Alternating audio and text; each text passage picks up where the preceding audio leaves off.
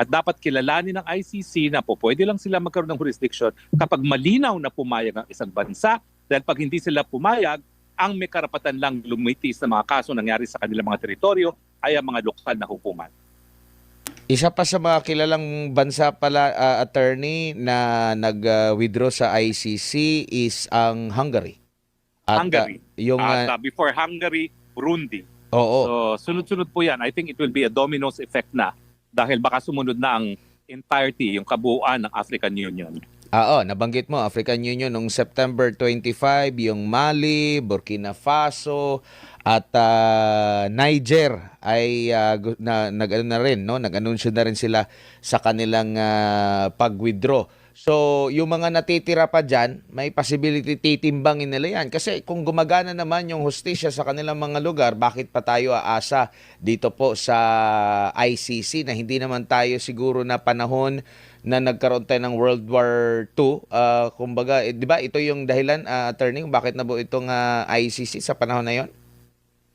Well, kaya nga po sinasabi ko ay mas mabuti pa sa ICC na i-dismiss na ang kaso kay Tatay Digong dahil pag hindi nila dinismiss yan at malinaw-malinaw, talagang hindi nagsimula ang preliminary investigation sa loob ng isang taon matapos magbitiw ang Pilipinas, mas marami pang magbibitiw. Dahil nga hindi papayag ang mga bansa na babaliwala ang kanilang soberenya. Nakarating na po ba sa inyo yung impormasyon na mukhang na inuugnay po kayo sa land grabbing sa Bataan? Anong tugon nyo dyan, sir? Lumang tugtugin na po yan.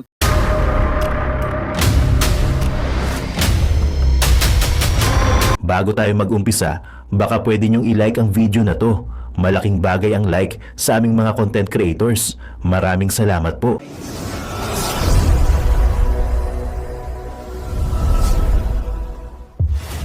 Kung talagang susuko ng ICC dahil sa financial sanctions at dahil nga dito sa kaso na sinampa at hunusgahan na guilty ang prosecutor at mga judges ng ICC, no?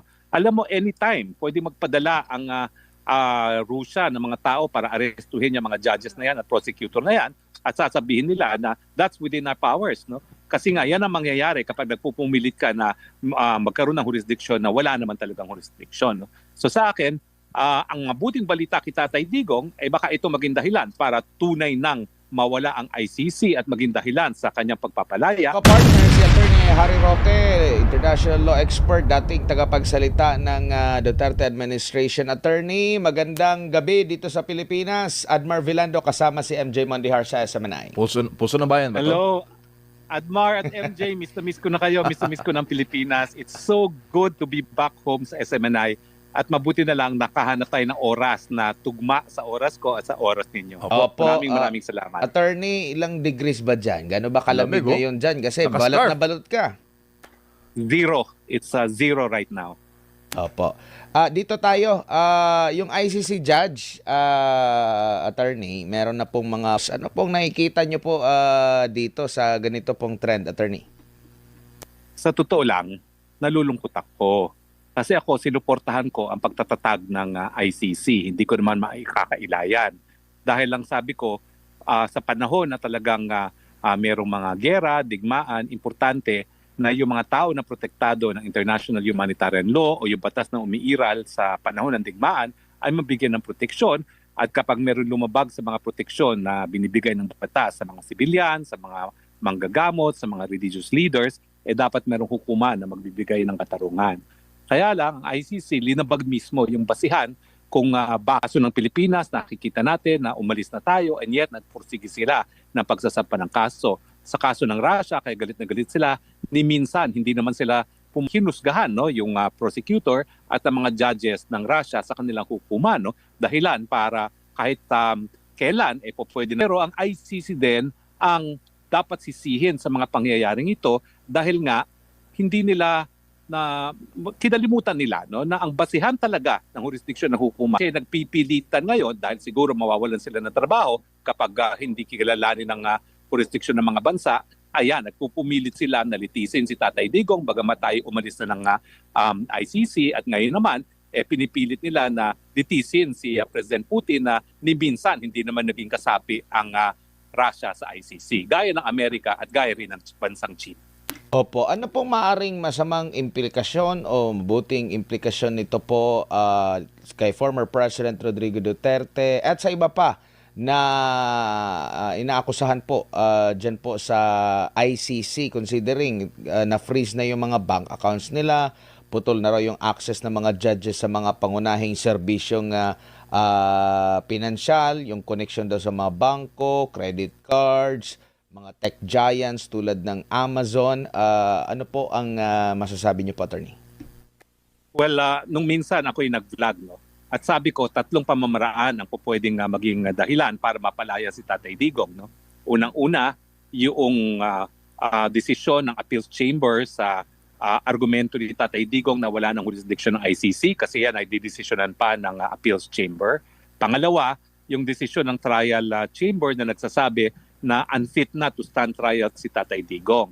At pangatlo, kung talagang susuko ng ICC dahil sa financial sanctions at dahil nga dito sa kaso na sinampa at hunusgahan na guilty ang prosecutor at mga judges ng ICC, no? Alam mo, anytime pwede magpadala ang Russia ng mga tao para arestuhin yung mga judges na yan at prosecutor na yan at sasabihin nila na that's within our powers, no? Kasi nga yan ang mangyayari kapag nagpupumilit ka na magkaroon ng jurisdiction na wala naman talagang jurisdiction, no? So sa akin, ang mabuting balita kay Tatay Digong ay baka ito maging dahilan para tunay nang mawala ang ICC at maging dahilan sa kanyang pagpapalaya. Ang bad news, hindi natin alam kung kailan mangyayari yan dahil si Tatay Digong naman ay 80 anyos na. Ang Russia ba, meron ba silang batas, attorney, or legal ba sa kanila yung mga extraordinary rendition parang kagaya sa Amerika? Well, yan ang ginawa ng ICC. Nagbulag-bulagan doon sa pagkikidnap at pagpapadala sa ICC at sinabi nila, baliwala yan, no? Dahil ang importante, mabigyan sila ng karapatan na depensa ng sarili nila. No? So ang Russia, pwede rin gamitin yung ganyang argumento. Ginagawa yan ng Amerika, ginagawa yan ng Pilipinas, tinotolerate yan ng Netherlands at ng EU, so dapat pwede rin nilang gawin. Kaya nga sinasabi ko, the golden rule, kung ang Europa ayaw nila na dukutin na lang ang kanilang mamamayan para litisin sa iba't ibang jurisdiction, huwag din sila maglitis ng tao gaya ni Tatay Digong na dinukot at dinala dyan sa ICC dahil ang kidnapping, sang-ayon nga sa isang desisyon ng South African Constitutional Court, ay illegal at hindi po pwedeng iwasto ang isang pagkakamali sa pamamagitan ng isa na naman pagkakamali at yan nga yung pagkikidnap para magkaroon ng jurisdiction sa pagkatao ang isang hukuman. Opo, tsaka yung isang judge at Attorney Harry, no, na nag-preside doon sa isang hearing kay FPRD, may interview, batid ko na napanood po ninyo, at sila po ay umaamin na talagang apektado sila sa US sanctions na ipinataw against sa ICC. Tama po yan, no? Dahil talagang hindi lang yung mga judges ang na-sanction, pati yung mga kamag-anak nila, no? At masakit yan dahil mawawalan ka ng kontrol sa iyong kita, lalong-lalo na ang mga sweldo ng mga judges ay in US dollars at sila ay mga hindi naman taga-Netherlands, no? So kinakailangan magpadala ng pera sa kanilang mga kanya-kanyang bansa, hindi na nila magagawa yun. Pero talagang masakit na nangyari sa kanila kasi wala na silang Google, wala na silang computer programs man lamang, ang kanilang email, proton mail, no? Pero mahirap talaga ang kanilang kalagayan ngayon at kaya nga ako, sinasabi ko bilang ng araw ng ICC, hindi na po pwede magpatuloy at sana nga lang, tunay nang pumanaw ang ICC sa lalong mabilis ng panahon nang mapauwi pa si Tatay Digong na 80 na nga po. Opo, pero still kumikita pa rin sila for now, attorney, yung ICC. Siyempre, in fact, yan ang dahilan kung bakit linilitis nila si Tatay Digong. Dahil kung wala si Tatay Digong, wala na silang lilitising kaso. So, nagrereklamo na nga yung Japan, na biggest donor ng ICC, na despite na ang dami-dami nilang pondo dyan, ang mga kaso nagre-resulta sa pag-aabsulto at halos wala namang kaso talagang dinidinig ang ICC. So talagang yung kaso ni Tatay Digong, sa mulot mula, sinabi ko, walang mangyari dyan, tutuluyan siya dahil kinakailangan ng ICC si Tatay Digong para magpatuloy. It's an existential issue for the ICC. Kung wala si Tatay Digong, baka tuluyan ang mawala yung ICC. Attorney, si Edmar po ulit. Doon sa mga recent na mga pahayag ni President Donald Trump, meron siya nabanggit lahat ng mga makikipag-ugnayan dito sa ICC. Marami pa pong mga bansa na nakikipag-ugnayan dito. In fact, nabanggit mga nag-finance pa rito. Maaari din po ba It's either mahagip sila nitong maging sanction ng US, or maari din ba na baka mas the more na mawala yung suporta nila, mas maraming mga bansa na titiwalag na at hindi nakikilalanin yung jurisdiction na nila dahil nga dito sa naging hakbang na ito ng mga malalaking bansa against sa ICC. Nakikita nyo ba yung probability ng ganun, Attorney? Well, in fact, as we speak, isang bansa na naman ang bumitiw. Ang bansang Venezuela ay bumitiw na sa ICC. At as early as 2021, nung ako ay tumakbo para sa International Law Commission, nagbabala na nga ang African Union. Lahat ng miyembro ng African Union na sabay-sabay silang bibitiw dyan sa ICC dahil ang pinupuruhan nga ng ICC ay puro mga taga-Afrika. Ang naging kasagutan nga ng ICC para sabihing hindi lang mga Aprikano ang hinahabol nila, kinasuhan nila si Tatay Digong. So sa tingin ko talaga, ang mali ng ICC ay yung i-insist na meron silang jurisdiction maski wala na silang jurisdiction. Kasi hindi mo po pwede baliwalain ang soberenya ng mga bansa. Granting na nabaliwala nila ang soberenya ng Pilipinas, no? Paano naman yung soberenya ng iba pang mga miyembro, no? So ngayon nag-iisip sila kung ICC nga ay magpapatuloy sa kaso ng Pilipinas na malinaw na sinimula ng preliminary investigation matapos na tayo nagbitiw na, gagawin din nila yan sa iba pang mga miyembro. Kaya nga sa tingin ko, lalong mapapabilis ang pag-alis ng mga bansa sa ICC kung magpapatuloy ang kaso laban kay Tatay Digong. Having said that, I am encouraged by the recent decision of the ICC inviting further observations from the prosecution and the Counsel for the Victims on the issue of jurisdiction. Kasi sa totoo lang, sumagot na sila. Pero nais pang madinig ng korte ang mga argumento ng prosecutor at ng abogado ng mga biktima. Ibig sabihin, talagang pinag-iisipan ng korte kung paano didesisyonan yung motion to dismiss si Tatay Digong for jurisdiction. Kasi nga ang implication yan, pag nagpumilit ang korte na wala na talaga siyang jurisdiction, asahan nyo, mas marami pang bansa ang bibitiw sa ICC.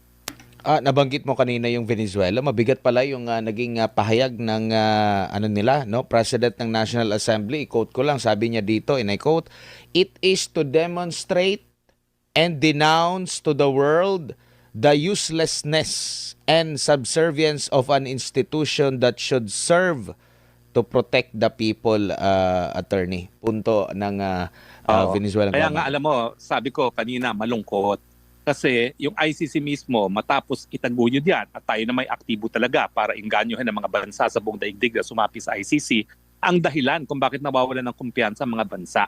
Hindi po pwede baliwalain ang soberenya ng mga malayang bansa. At dapat kilalanin ng ICC na po pwede lang sila magkaroon ng jurisdiction kapag malinaw na pumayag ang isang bansa. Dahil pag hindi sila pumayag, ang may karapatan lang lumitis sa mga kaso nangyari sa kanilang mga teritoryo ay ang mga lokal na hukuman. Isa pa sa mga kilalang bansa pala, Attorney, na nag-withdraw sa ICC is ang Hungary. At, Hungary.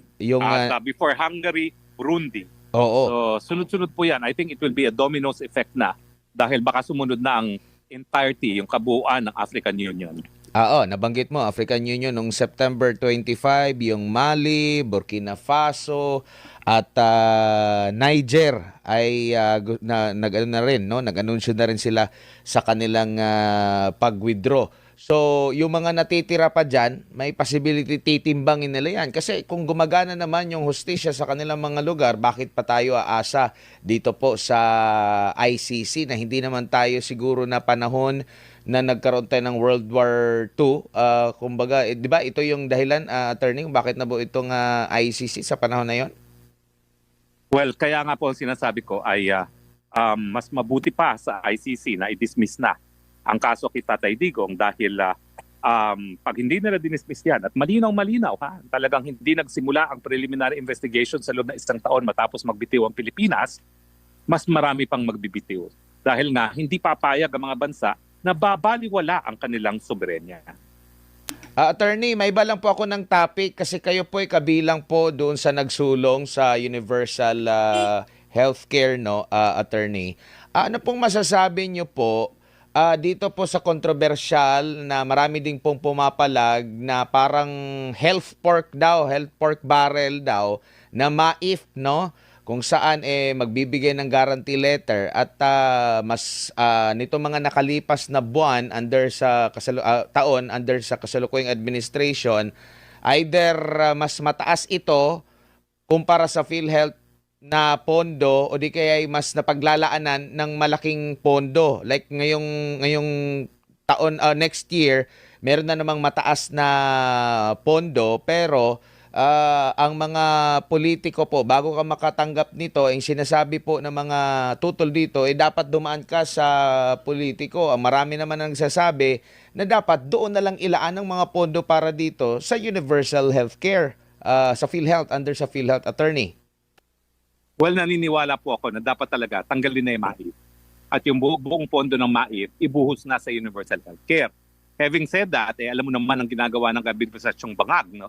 Ginagastos para sa tulay na meron ng pondo galing sa mga gobyernong dayuhan. No? So sa akin, ideally, in a perfect world, kung wala ang bangag administration na corrupt, dapat talaga mapunta yan sa universal healthcare. Pero habang nariyan ang gobyernong corrupt ni bangag, kahit papano, nakikita ko naman kung paano nakakatulong yung MAIF kung ang mga politiko ang magre-release ng pondo dyan. No? Kasi nakakarating talaga sa tao. No? Hindi nila gagamitin para sa tulay, pundado na ng ibang mga gobyerno. Opo, attorney, makarating na po ba sa inyo yung impormasyon na mukhang na inuugnay po kayo sa land grabbing sa Bataan? Anong tugon nyo dyan, sir? Lumang tugtugin na po yan, ang tagal na po niyan. Sa katunayan, sabi nila, as early as 2022 daw, nagdemander sila sa ombudsman, wala namang kaso. Sa akin, kung meron akong masamang ginawa, di bagsampa sila ng kaso, bakit sila ang ngawa ng ngawa sa publiko? At bakit ginagamit ngayon itong issue nito para mapawala ng isang linilitis para sa kidnapping na minsan na ay nakonvict na for kidnapping. Alam mo itong issue nito, ginagamit nila. Sinasabi ng Madriaga na minsang nakonvict para sa kidnapping at ngayon nahaharap na naman sa 2 counts ang kidnapping. Sinasabi niya na kaya daw siya kinasuhan ng kidnapping and dahil linilihis ko ang issue sa land grabbing. Wala po kinalaman ng land grabbing. Kung ako po yung nag-land grabbing, kasong sibil po yan, magdemanda kayo. Pero ako po, ang masasabi ko lang, hindi ko naman sinasabi na talagang guilty na siya dahil hukuman na nga po pwede magsabi dyan. Kasama po ako ng mga parientes na mga biktima ng kidnapping habang hawak yung 2 Filipino-Chinese na kidnap victims. No?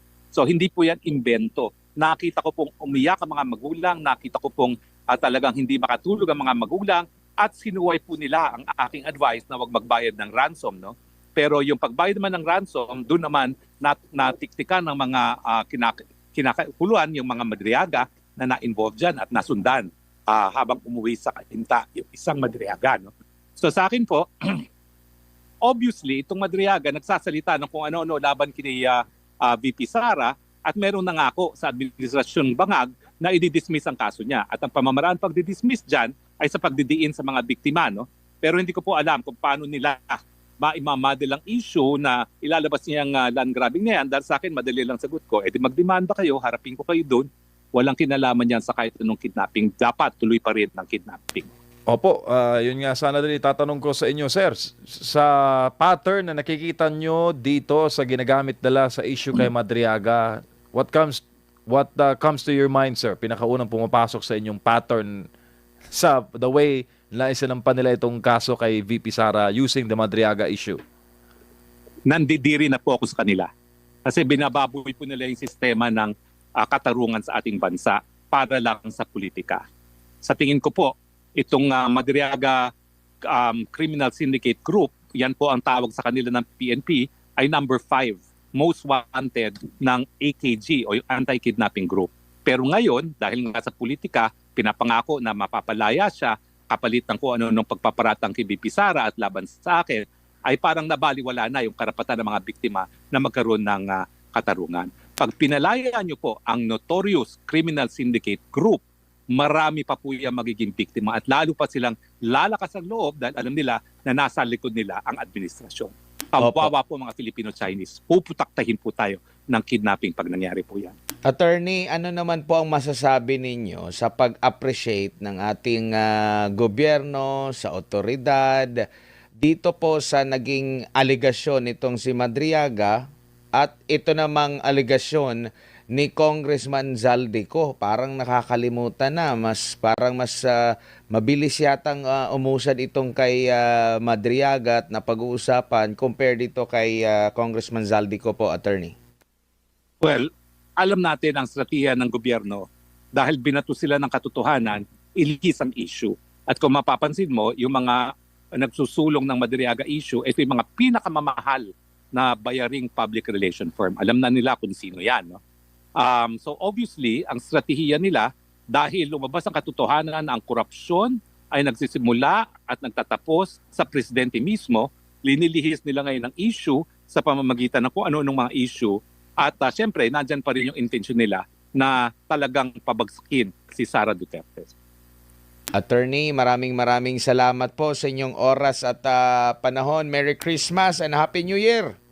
Ama naming Diyos na makapangyarihan sa lahat, salamat po sa iyong pagmamahal na hindi nagmamaliw. Sa gitna ng kaguluhan sa aming bansa, turuan niyo po kaming magtiwala sa iyong hustisya at hindi sa hustisya ng tao. Linisin niyo po ang aming mga puso at ituro niyo po ang tamang daan ng katotohanan at pag-ibig. Tulungan niyo po kaming maging ilaw sa gitna ng dilim at ipakita sa mundo na may pag-asa pa sa pangalan ng aming Panginoon Hesus. Salamat po sa pag-ibig po ninyo at salamat sa pagdinig ng aming mga panalangin at iligtas niyo po kami. Sa pangalawa po ninyong pagparito at patawarin po kami sa lahat ng aming mga pagkukulang at pagkakasala sapagkat ito po ang aming samutiling sa matamis na pangalan ng aming Panginoon Hesus. Amen. Sa lumang silid, mag-isa kang tahimik. Walang kamera, palakpak ay wala na.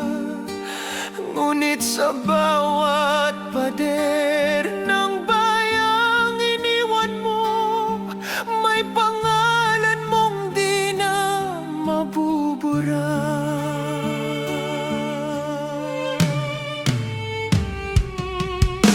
Minsan kang naging balikat ng mahihina, kalaban ng takot, kakampi ng masa. Di mo man laging nasabi ang tama, pinili mong ipaglaban ang madla. Hindi ka sakdal gaya naming lahat, pero tumindi ka nang walang pag-atras. At ngayong pagod ka na, tatay, kami naman ang sasalo ng bawat bigat.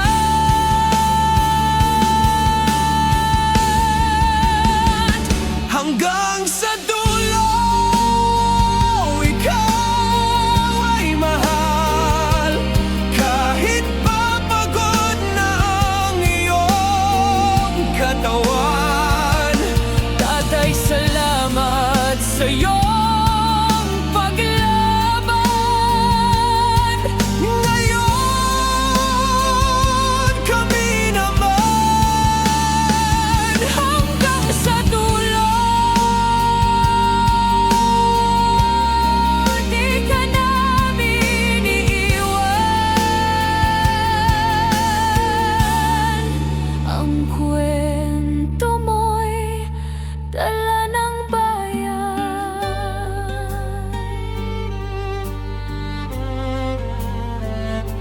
Tahimik ka na sa mga batikos, wala nang tugon, wala nang galit, pero sa mata ng mga maralita, naroon pa rin ang tapat mong alaala. Marami mang di nakaintindi, marami pa rin ang di nakakalimot. At ngayong wala ka ng kapangyarihan,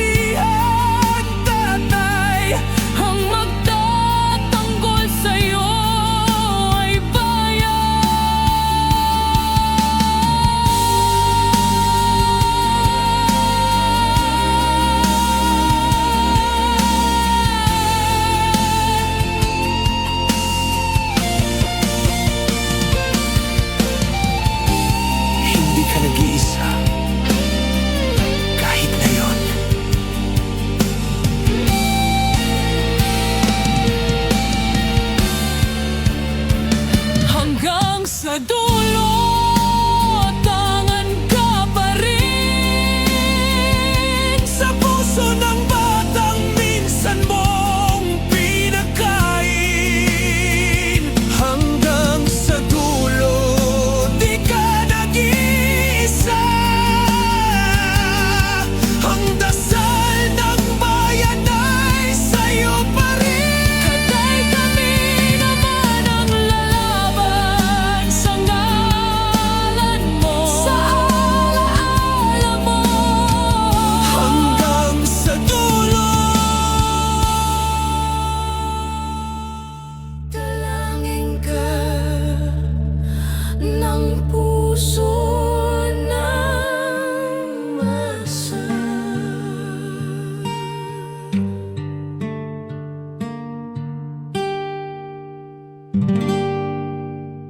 At yun na nga mga kababayan, ano na ang masasabi mo? Kung mayroon kayong hinaing at komento patungkol sa balitang ito, please comment down below. Pag-uusapan natin yan sa comment section. At kung nagustuhan nyo ang video, ay huwag kalimutang mag-like at i-share na din para mas marami pang makaalam at umabot ito sa marami sa ating mga kababayan. Maraming salamat po. Mabuti pa ang sardinas may label. Eh tayo, wala. Oo nga pala. Nay, ito na yung bayad ko sa isa, ano? O, kunin mo yung isa. Isa muna, iyan, no? Tapos, isa pa, di ba? 4 dapat na sardinas, eh. O, yan. 3 na. Pang-4 na sardinas. O, okay na.